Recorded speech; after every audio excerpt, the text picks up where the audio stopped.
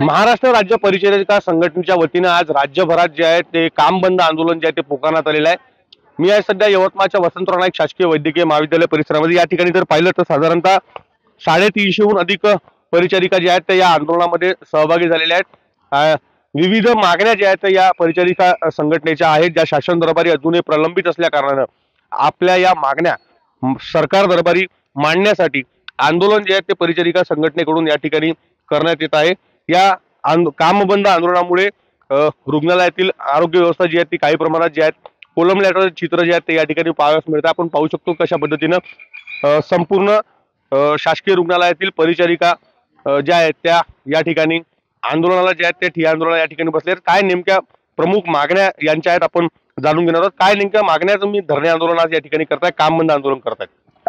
आमच्या मागण्या शासनाला या आहेत की पहिली आमची मागणी आहे की वेतन त्रुटीचे निराकरण व्हायला पाहिजे।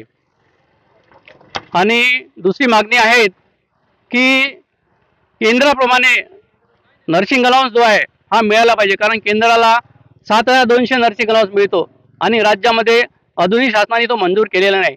त्यामुळे समान काम समान वेतन हे धोरण शासनाने स्वीकारावं असं आमची या ठिकाणी मागणी आहे।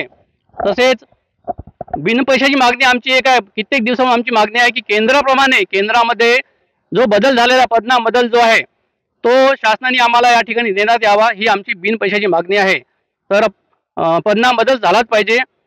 त्यानंतर सेवा प्रवेश नियम जे आहे ते शासनाने नव्याने तयार करायला पाहिजे, त्यामध्ये लिंगभेद करणारे असे नियम नको।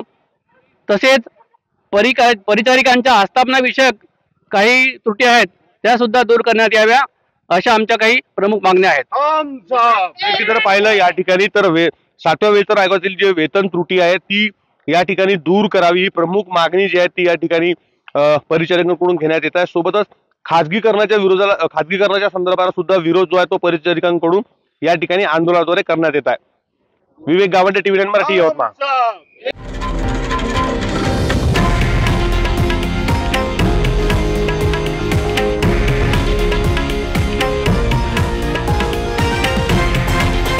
हे आहे देशातील नंबर 1 न्यूज नेटवर्क आणि आपण पाहत आहात TV9 मराठी, एकमेव।